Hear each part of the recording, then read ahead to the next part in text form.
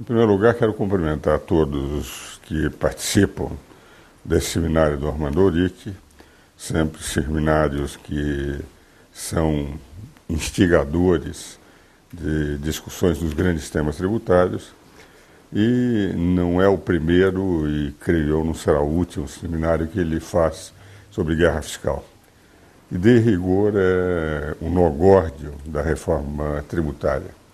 Desde o início das pretensões, dos pedidos para que houvesse uma reforma tributária, e isso ocorreu logo depois da Constituição de 88, eu tinha participado de audiências públicas, tanto na ordem econômica quanto no sistema tributário, na Constituinte, durante a Constituinte, colaborado com o Dornelles, com o Paturi, com o Mussademes, na tentativa de termos um sistema estável.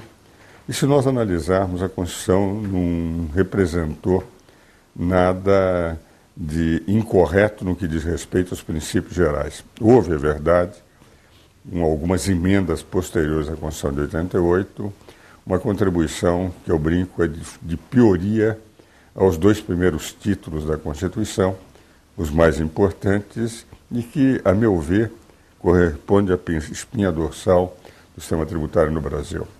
Porque, se nós analisarmos os princípios gerais, lei complementar, capacidade contributiva e espécies tributárias, do artigo 145 a 149, nós vamos ver que delinearam as 5 formas de imposição de que têm os governos a titulação para poderem cobrar tributos do cidadão. Se nós analisarmos o capítulo, e foi esta uma posição minha, na audiência pública, sabatinado por Serra, Roberto Campos, Dornelles, Mussademes e diversos parlamentares, de que nós teríamos que ter compactado, numa única sessão, as limitações constitucionais do poder tributário, porque nós sabemos que a norma tributária é uma norma de rejeição social.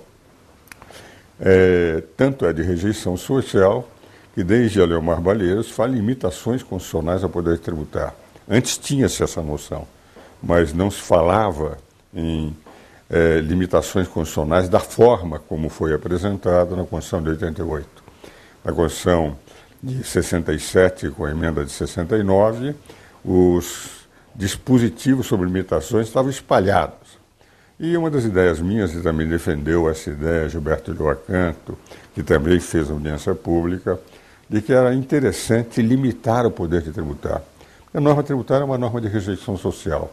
Todos nós temos consciência, conhecimento de que se cobra mais tributos do que é necessário para prestar serviços públicos, que é função do Estado, mas para as benesses do poder, inclusive com todos os desvios que o poder exige, impõe, como, por exemplo, a corrupção, a concussão, o peculato, o que é não privilégio brasileiro. Em todos os espaços geográficos, em todos os períodos históricos, nós temos a corrupção, nós temos uma carga tributária superior. As 3 grandes constituições que surgiram no sistema político internacional, aquelas que deram a conformação do constitucionalismo moderno, foram revoluções tributárias. A Carta Magna Baronorum, dos ingleses, em 1215, para dar uma estabilidade entre poder e cidadão, no caso representados pelos barões, porque João Sem Terra estava exigindo demais tributos. A Revolução Americana, que deu a Constituição Americana, porque os ingleses tinham aumentado os tributos com as leis Townshend sobre os produtos da colônia que eram exportados para a Inglaterra. Se nós analisarmos a Revolução Francesa, que deu o terceiro modelo, a Constituição Americana, povo e poder tem um ideal maior que o de pátria. Na Constituição Francesa é toda voltada ao cidadão. E ela surge quando? De uma revolução tributária. O povo não aguentava mais a carga tributária imposta por Luís XVI, e isto levou àquela revolução em que o cidadão passou a ter mais poder, e apesar de ter sido o maior banho de sangue da história da humanidade, na França, nunca na França houve um banho de sangue tão grande quanto da época de terror, principalmente de 1792 a 94, tudo isso decorreu de revolução tributária, voltada para o cidadão. Todos nós temos conhecimento que o povo, o governo, cobra mais do que necessita. Nós vemos os protestos que estamos vendo hoje, do povo na rua, achando que gastamos demais com os estádios, poderia ser mais baratos. O que vai estourando todo dia pelos jornais de corrupção, de desvios de recursos, de negociatas que se fazem dentro do poder, nas 3 esferas do poder, nós verificamos que realmente o que sustenta tudo isso é o tributo. Por essa razão, o serviço público, que é a essência de eu pagar para o Estado prestar serviço público, remunerando naqueles que deveriam ser sacerdotes que é serviço do povo, na verdade não é o que ocorre. E se nós analisarmos dentro desse sistema tributário da Constituição, nós verificamos que os capítulos de limitações constitucionais ao poder tributário eram extremamente importantes para dar um breque à imposição tributária, no sentido de se exigir mais do que se poderia pagar, mais do que se deve pagar, razão pela qual decidiram os constituintes sabiamente compactar as limitações constitucionais do poder tributário numa única seção, tão importante quanto dos princípios gerais, a primeira, e das outras 3, impostos da União, dos Estados e dos municípios. Ora, entre as normas gerais, uma das mais importantes foi colocada pela emenda 45. Na emenda 45, nós verificamos o seguinte: o artigo 146, que exige lei complementar, que é uma lei de estabilização do sistema tributário, é uma lei que explicita a Constituição Federal para que se possa produzir a legislação ordinária nas 3 esferas da Federação. Nós vamos encontrar um dispositivo que até agora não foi regulamentado, mas que demonstra o espírito de princípios gerais que deveria nortear toda a produção normativa impositiva de tributação. Diz ele, artigo 146-A, a lei complementar poderá estabelecer critérios especiais de tributação com o objetivo de prevenir desequilíbrios de concorrência, sem prejuízo da competência da União, por lei, estabelecer normas de igual objetivo. Por quê? Porque se a lei tributária gera descompetitividade, ela está prejudicando a nação como um todo. Decidiram os constituintes, com a emenda número 45, que foi a emenda número 42, perdão, eu falei 45, a 45 era a emenda da reforma do Judiciário. A emenda constitucional número 42, quando eles colocaram isso, foi logo no início do governo do presidente Lula, quando puseram esse dispositivo, é porque a economia ela tem que fluir em função da competência dos agentes econômicos. Eles, com o governo não atrapalhando, aliás, todos os governos que não atrapalham o desenvolvimento econômico são bons governos, e quando um governo gera descompetitividade, criando leis tributárias, discutiu-se e chegou à conclusão que deveria haver um dispositivo constitucional que impedisse a não concorrência desleal através de leis tributárias. Se nós analisarmos a guerra fiscal é a prova mais inequívoca de descompetitividade gerada, é um dos elementos que mais tem prejudicado o desenvolvimento nacional, em decorrência de uma briga fratricida entre os estados, na busca de investimentos através da descompetitividade. Por quê?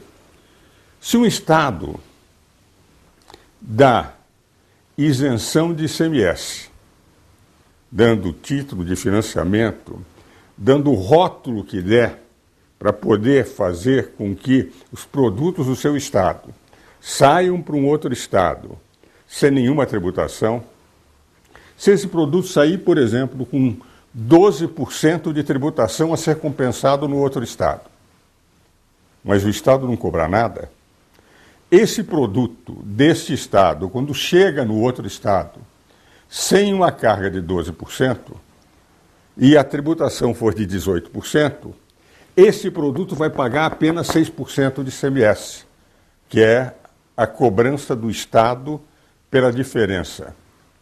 Enquanto que o mesmo produto fabricado nesse Estado vai pagar 18%. O que vale dizer, a lei tributária estará criando uma brutal descompetitividade, criando para um mesmo produto, no mesmo país, uma alíquota de 18% no produtor daquele Estado e uma alíquota de 6% do que vem de um outro Estado para este.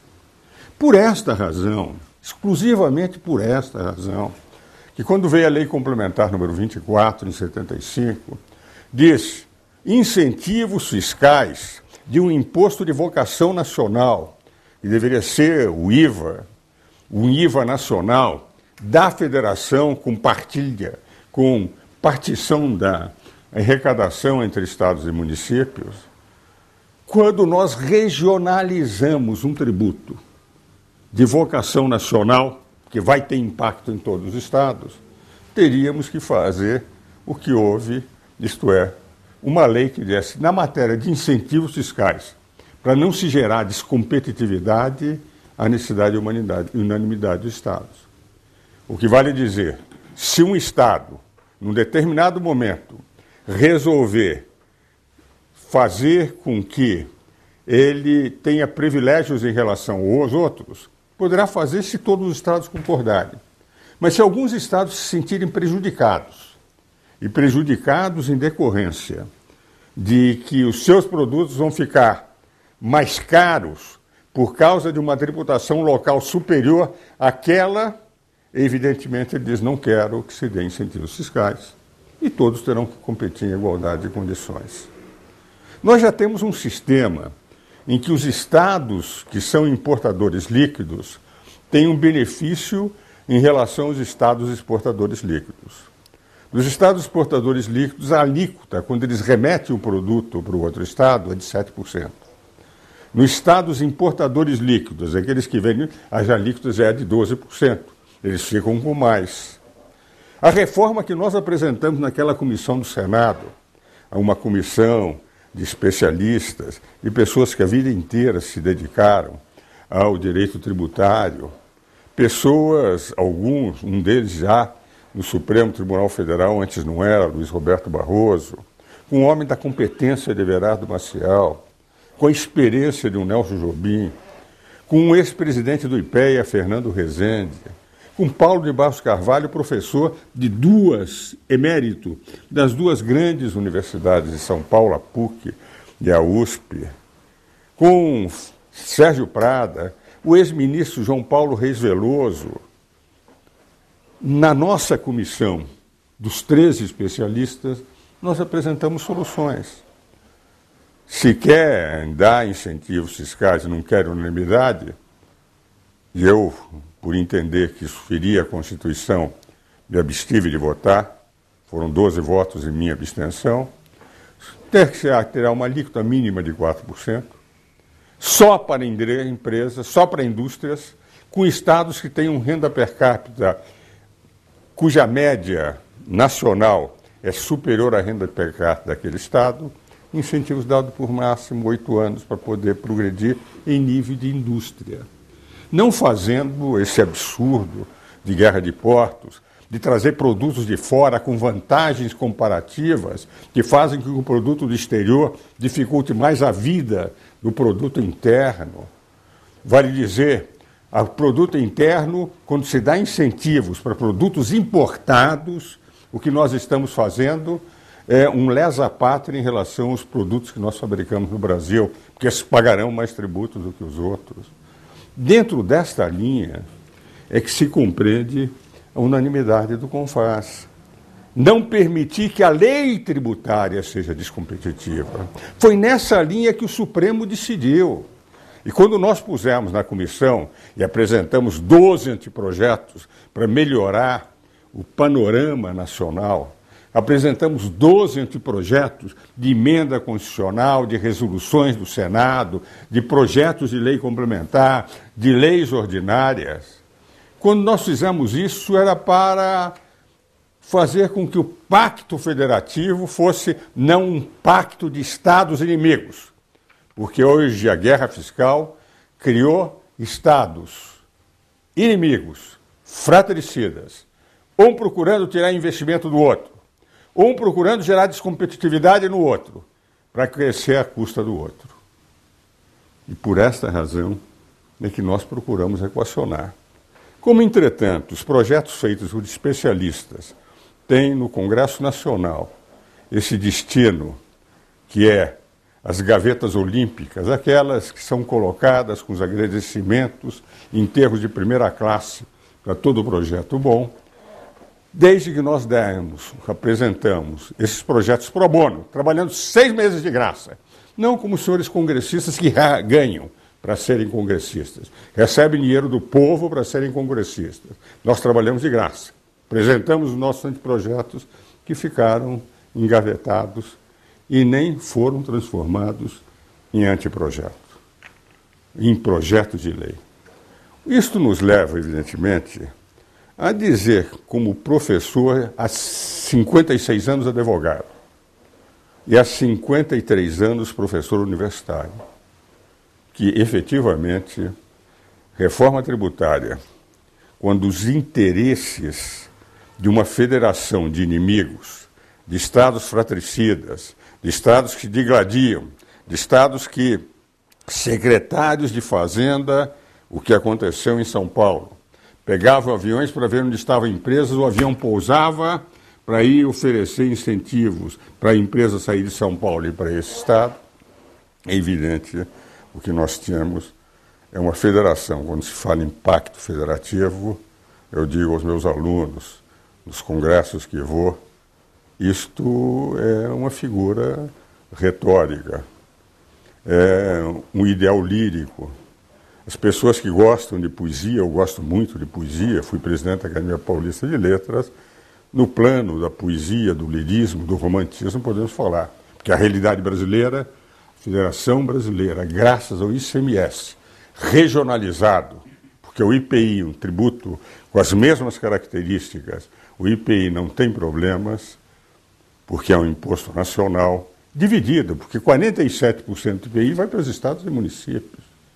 O IPI não oferece problemas e o ICMS gera descompetitividade. Esta é a razão da Lei Complementar 24. Esta é a razão da súmula que, pretendendo ser vinculante, como esta redigida por Gilmar Mendes, mas ainda não aprovada pelo Supremo, poria fim à guerra fiscal. Faria com que a federação voltasse a se harmonizar. E diz, mas os estados mais pobres teriam que ter incentivos? Tem que ter. Mas quem é que deve dar o incentivo? É o outro estado e a União. O que está no artigo 151 da Constituição. No artigo 151 da Constituição está o seguinte, que cabe à União fazer políticas regionais, não os estados. Se a União se omite tendo em torno de 60% de toda a carga tributária e deixa que os estados, municípios, 26 estados, Distrito Federal, 5.568 municípios, tenham 40% apenas da arrecadação tributária, é evidente que se a União se omite, quando a Constituição deu exclusivamente, no artigo 151, à União, a obrigação de fazer políticas regionais, o que nós temos é uma omissão monumental da União, que tem desperdiçado o recurso. Uma carga tributária de 37%, nós temos a mais alta carga tributária do mundo. Por quê? Porque outros países têm 37% ou pouco mais que o Brasil. Mas a renda per capita desses países é muito superior ao do Brasil.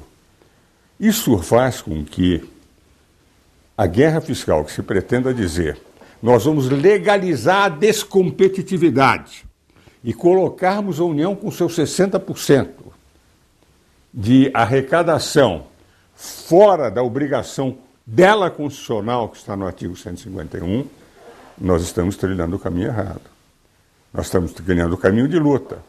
Podemos criar caminhos piores, porque, de rigor, se todos os estados fizerem guerra fiscal, o que nós vamos ter, efetivamente, é um absoluto desgoverno, uma absoluta descompensação de sistema.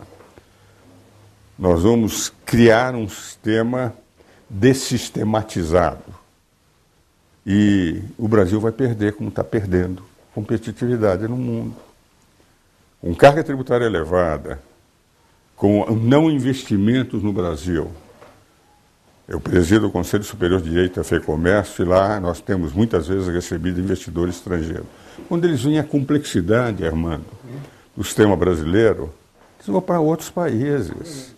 O que vale dizer, nós conseguimos afastar, por absoluta incompetência de se procurar uma solução racional, e a solução que nós demos está engavetada, nós temos afastado investidores. Depois diz, não, os senhores vêm, o Brasil não está, nós não progredimos, a indústria não cresce, isso é verdade. Nós temos uma dívida, as contas externas, o déficit é de 80 bilhões de reais, isso é verdade. A nossa saldo na balança comercial era ótimo.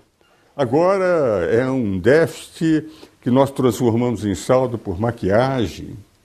É bem verdade que há uma insegurança internacional. É bem verdade que uma das mais importantes agências desclassificou o Brasil, reduziu o nível de investimento do Brasil. Tudo isso é verdade, mas nós não temos desemprego. E a Folha publicou outro dia 22 milhões de empregados e há 17 milhões que não buscam emprego. Não buscam emprego.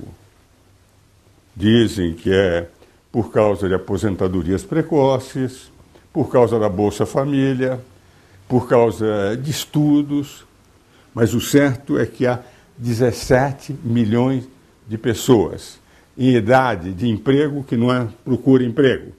E daí vem um índice que o Brasil não tem desemprego, porque o desemprego é mentido com a procura de emprego com que se sabe, em nível de população, o que está fazendo. Ora, então nós estamos com uma nação em que vivemos utopias, idealismos em relação a modelos que têm se comprovado, modelos falidos, e um sistema tributário que, em vez de contribuir, acelera esse processo de deterioração do nosso modelo econômico.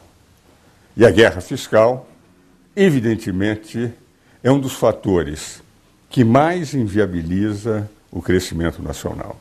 Quando se diz, não, mas os estados que fizeram guerra fiscal levaram para lá investimento dos outros estados. Mas a que preço? Tiraram investimentos, geraram problemas, criaram problemas para os seus próprios governos no futuro, porque esses investimentos de benefícios que, uma vez dados, esses benefícios beneficiarão as empresas, mas muitas vezes, por serem para aqueles investimentos concretos, não beneficiam os que criaram a riqueza no Estado, os empreendimentos antigos, criando, portanto, descompensações internas, e os estados aí ficam batendo na porta da União, dizendo, não, o endividamento nosso é muito grande, nós temos que pagar, a União tem que fazer. Ora, sistema de guerra fiscal tem que solucionar de outra forma.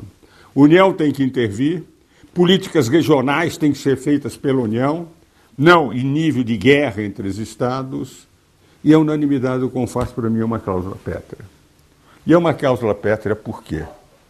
É uma cláusula pétrea na medida em que a Constituição, quando analisa o artigo 155, parágrafo 2º, que é dedicado ao ICM, diz o seguinte: é possível o Senado Federal, em relação às alíquotas máximas e mínimas, em relação a determinadas operações, apresentarem com determinados quórum. Mas quando é o Estado que define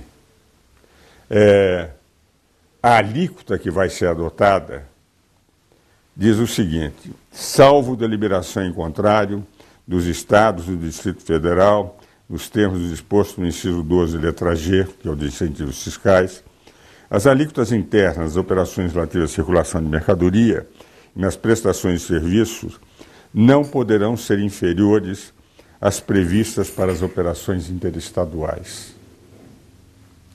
E fala claramente, salvo deliberação em contrário dos Estados e do Distrito Federal. Não fala, salvo em deliberação em contrário de 2/3 do Distrito Federal, de 1/3 dos Estados. Aqui fala dos Estados, quer dizer, de todos os Estados. Em relação, por exemplo, a facultativo ao Senado Federal estabelecer mediante resolução e aprovada por maioria absoluta dos seus membros, inciso 5º. Sempre que se fala em aprovação, se dá o percentual, o quórum. No que diz respeito à deliberação dos Estados para incentivos fiscais, não dá quórum. Diz os Estados. Tem que ser os todos. Porque se disser aqui, onde está Estados, lê-se 2/3 dos Estados, eu estou excluindo 1/3 dos Estados. Não é o que o Constituinte pôs. E por que, para mim, é cláusula pétrea? Qual é a tríplice autonomia de uma federação? A tríplice autonomia de uma federação é dada a cada ente federativo, chamada autonomia financeira, administrativa e política. Entidades federativas que não são independentes, são autônomas, estão dentro de um contexto, têm que ter, entretanto, 3 autonomias.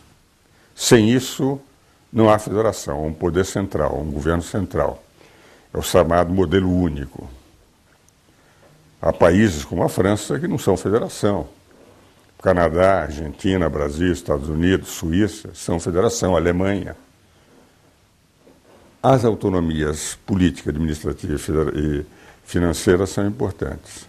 A política, ele tem direito de eleger seus deputados, seu governador. A administrativa, de dar as regras da administração dentro dos parâmetros constitucionais. E a financeira, aquela de definir a política financeira dos seus planos econômicos de acordo com as suas finanças, em função dos interesses do Estado. O direito financeiro é constituído de quê? Dos orçamentos, plano plurianual, lei de diretrizes orçamentárias e orçamentos, e dentro dos orçamentos de receitas e despesas. É isso o direito financeiro. Examina as receitas e as despesas de todo o governo. As receitas, qual é a principal receita? É o tributo. Não é butim de guerra, não é empréstimo. O tributo é a principal receita. Nos estados, qual é a principal receita? É o ICMS. Em quase todos os estados, o ICMS representa mais de 90% da receita. Ora, no momento em que a minha política financeira do meu estado, na minha autonomia, é definida pela política de um outro estado, que resolve dar incentivos fiscais em relação aos mesmos produtos que eu tenho no meu estado, fazendo com que o produto dele chegue mais barato aqui, eu estou atingindo a autonomia financeira desse estado. Me dizia o deputado federal, secretário da Fazenda do Estado do Paraná, que dá incentivos fiscais também, disse: Ives, o Supremo tem que publicar quanto antes isso. E me autorizou a dizer, por isso eu estou dizendo, o deputado Luiz Carlos Rauli, quanto antes tem que publicar. Porque eu não sou secretário da Fazenda. Quem são os secretários da Fazenda são os outros, que definem a política que eu tenho que fazer. Eu quero fazer a minha política financeira, mas com os meus recursos sem ser afetado pela política dos outros, criando uma descompetitividade que o Constituinte, com a emenda 42, não quis que se criasse. E é verdade. Ora, quais são as cláusulas pétreas pela Constituição brasileira? As cláusulas pétreas pela Constituição brasileira são o artigo 60 parágrafo 4º, 4 cláusulas pétreas. Primeiro, segundo, voto direto, secreto, universal e periódico. Isso não pode mudar na Constituição. Nem emenda constitucional pode mudar. Diz o seguinte: não será objeto de liberação a proposta de emenda tendente a abolir. 3, separação de poderes. Teremos que ter sempre 3 poderes. 4, os direitos e garantias individuais, aquilo que está no artigo 5º. E qual é a primeira? A forma federativa do Brasil. Ora, se eu tiro a autonomia financeira, a autonomia política fica reduzida a quase nada e a administrativa depende da financeira. Então, a unanimidade do CONFAS é uma estabilidade necessária para que nós tenhamos a forma federativa não atingida. Por isso, para mim, é a cláusula pétrea. Talvez o mais ilustre tributarista do Brasil vivo, na minha opinião, é meu professor Alcide Jorge Costa. E teve uma atuação impressionante. Foi sócio do Rubens Gomes de Souza, que é o que gerou o Código Tributário Nacional, depois de discussões, etc. O Decreto-Lei 406 e 834, que regulamentou ICMS e ISS, foi redigido por ele. E a Lei Complementar 87 do ICMS, todos os secretários de Estado iam a ele para que ele desse a conformação final. Em palestra que eu e ele fizemos, num seminário da dialética, e eu expus as minhas posições, eu estou pondo aqui aos senhores, ele disse: mas isso, Ives, é tão óbvio, foi o que nós pensamos, os pais do direito tributário, Rubens Gomes de Souza, Gilberto de Oacanto, todos aqueles que conformaram, na época em que só tínhamos legisladores que eram grandes juristas, porque hoje nós temos regulamenteiros. Eu não conheço o nome de ninguém, são regulamenteiros. Na época em que o direito tributário foi conformado com um código que sobrevive até hoje, editado, com a emenda constitucional número 18, que deu o perfil do nosso sistema, todos eles entendiam que era fundamental, que o imposto tem vocação nacional, mas tinha sido regionalizada, e não poderia gerar descompetitividade de um Estado em relação ao outro. Então essa é a razão pela qual, para abrir espaço, porque eu estou vendo que eu já estou ultrapassando para o debate com o meu querido amigo Armando Orai, que a nossa amizade vem de mais de 20 anos, eu quero colocar a minha posição. Considero cláusula pétrea imodificável, nem emenda constitucional pode mudar. Os projetos que aí estão, eu li esse projeto de lei do Senado no 170, tem inúmeras inconstitucionalidades, inclusive de interferir na autonomia dos estados, no momento em que procura anistiar autos de infração que estão na competência dos estados, na regulação dos estados. Eles podem modificar a lei para o futuro, mas eles não podem regular no passado, interferindo naquilo que representava. E mesmo com todo o respeito que tenho, a admiração que eu tenho pelo senador Ferraço, não me convence de que seja possível, porque é tornar essa guerra fiscal mais fratricida. Se nós abrandarmos este sentido de que a unanimidade do CONFAS não é importante, nós temos, evidentemente, um crescer da guerra fiscal. E daí, estados que hoje não fazem a guerra fiscal entrarão também, como uma forma de sobrevivência. E por isto que me parece, Armando Oric, que os inimigos estão errados. Eles estão fazendo guerra entre eles. E o verdadeiro inimigo é a União. Sem intervenção da União, não vai haver. E a União tem se omitido. Reforma tributária de Ari Oswaldo, omitiu-se. Reforma tributária do Osíris no governo, primeiro no Collor, no Itamar. Reforma do Fernando Henrique, a PEC 175. Os projetos do Pedro Parente, Mussademi, Germano Rigoto. O projeto do Virgílio Guimarães. O projeto do Bernardo Api. E o próprio Nelson, que foi desfenestrado do governo federal. Eles entram e depois tiram o time de campo. E daí ficam os estados debatendo entre eles sem uma solução definitiva. Por isso, não sei a posição hoje do ministro Gilmar Mendes, mas quando eu participava da comissão, nós conversávamos. Quando ele editou essa emenda, essa súmula vinculante, para ser discutida em plenário, ele dizia: quanto antes isso for apresentado, tanto melhor. Ele disse: eu quero esperar o resultado do trabalho de vocês, que até agora não apareceu. E me parece fundamental isso, Armando. Por quê? Por uma razão muito simples. É que, enquanto os Estados brigarem entre eles, sempre haverá novas formas de um atingir o outro. Respeitar a lei só em relação ao contribuinte. Contribuinte sonegador vai para a cadeia. Governo que não é sonegador, que é descumpridor da lei, violentador da lei, estuprador da lei, os governos dizem: não, eu estou defendendo o meu Estado. Eu tenho o direito de não cumprir a lei. Todas as vezes que o Supremo diz que uma lei é inconstitucional, eu faço uma nova lei, porque eu sou governador, eu sou um ditador. Eu tenho o direito de estuprar a lei, de violentar, de macular, de ferir a lei. Isso, para mim, como professor de direito, é algo que me revolta profundamente. Quando a própria autoridade desrespeita, é porque nós estamos vivendo realmente um sistema que precisa ser mudado.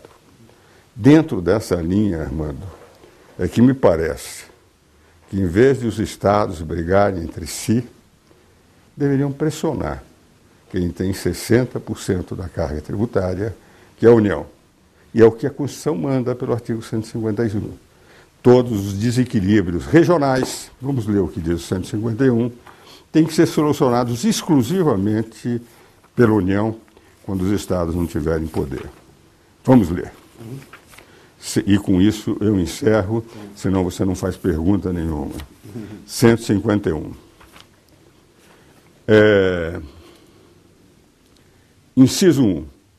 É vedado à União instituir tributo que não seja um inferno em todo o território nacional, o que implique distinção ou preferência em relação a Estado, ao Distrito Federal ou município, em detrimento do outro. O princípio da não descompetitividade. Admitida a concessão de incentivos fiscais destinados a promover o equilíbrio do desenvolvimento socioeconômico entre as diferentes regiões do país. Só a União que tem a função.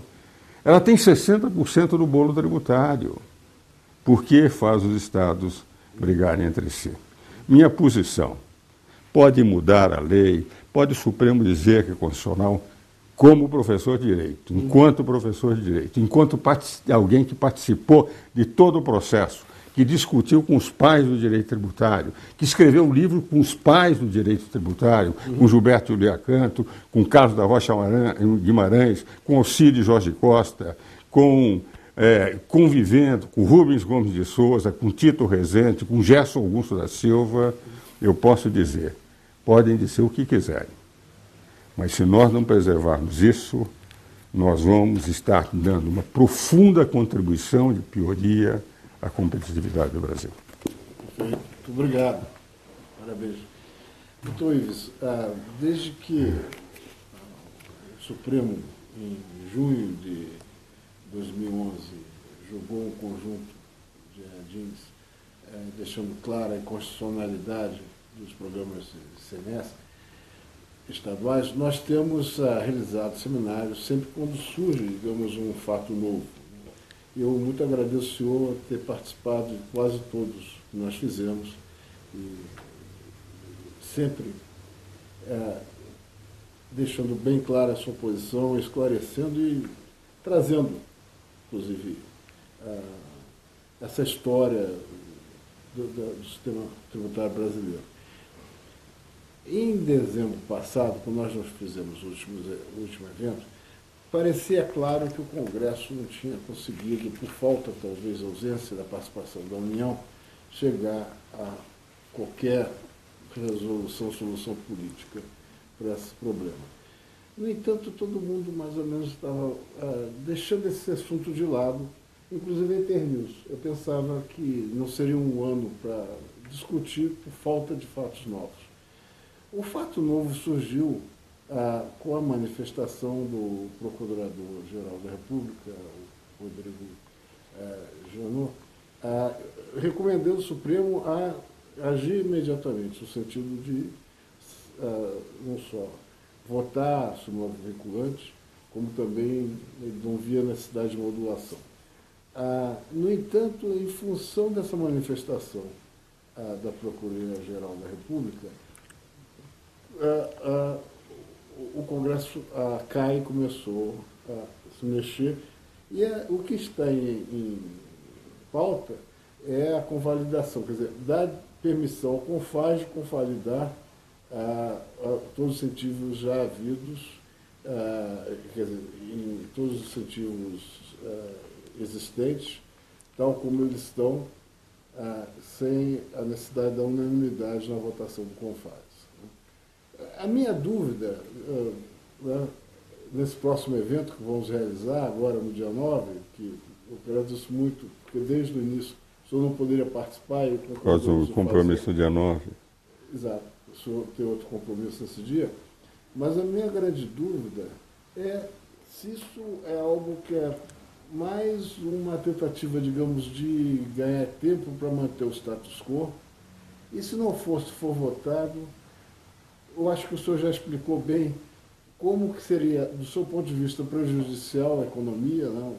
A convalidação de programas sem unanimidade, mas, de qualquer forma, se isso pode chegar a ser uma solução política.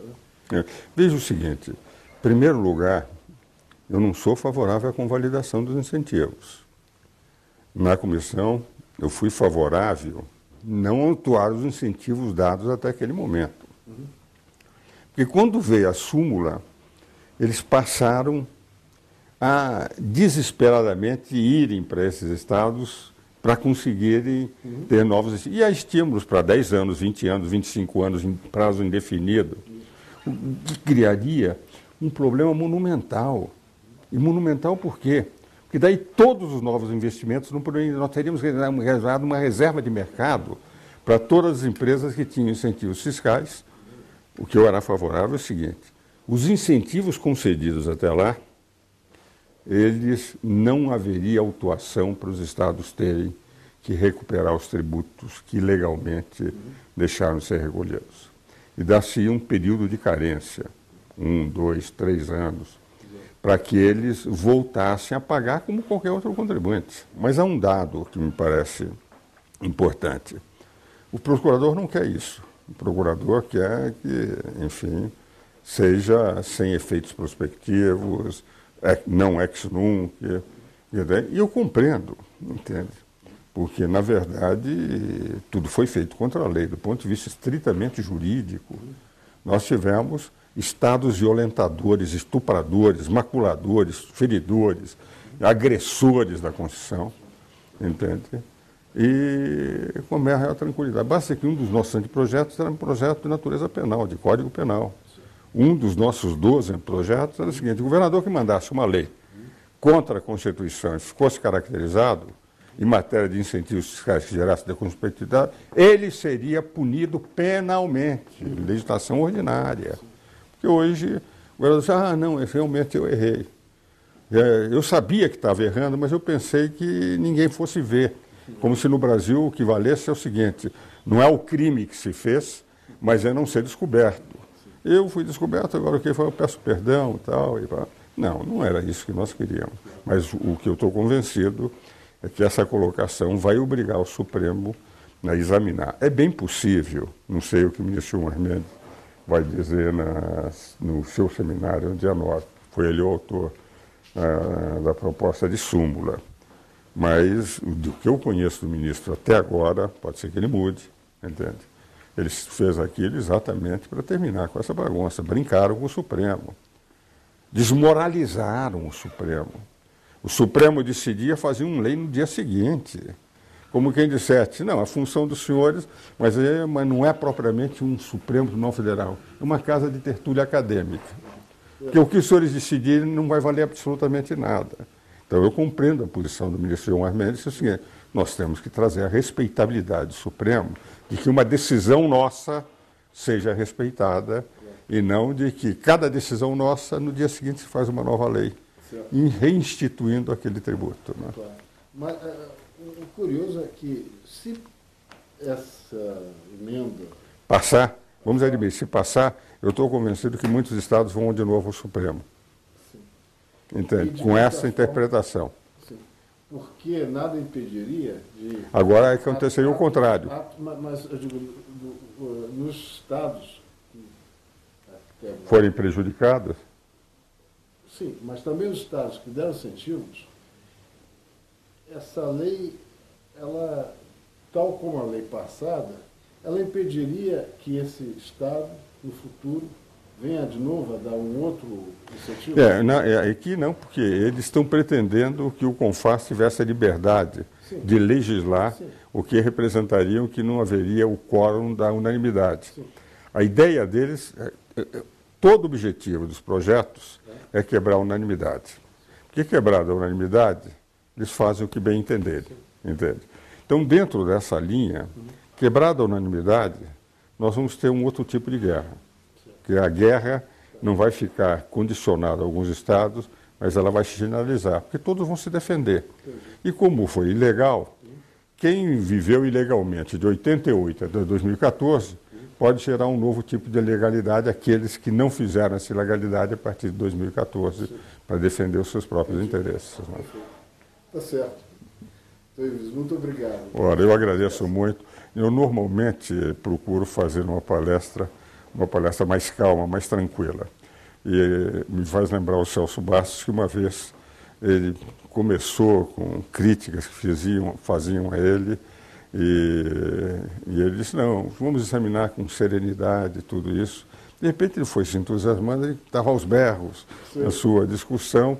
Daí ele disse, olha, eu estou vendo que as minhas palavras não auxiliam em nada a confirmar aquilo que eu disse no início. E a minha palestra, que pretendia ser serena, como você percebeu, foi uma palestra um pouco, eu diria, entusiasmada demais com as minhas convicções. E que são racionais, quer dizer, com um conteúdo realmente... que sou de uma bandeira que só tem... Defendido, sempre me pareceu, em todos os livros que escrevi, que essa era a melhor interpretação. Pode não ser a certa, mas eu estou convencido, para mim, que é a melhor interpretação. Muito obrigado por isso. Da mesma forma, eu agradeço.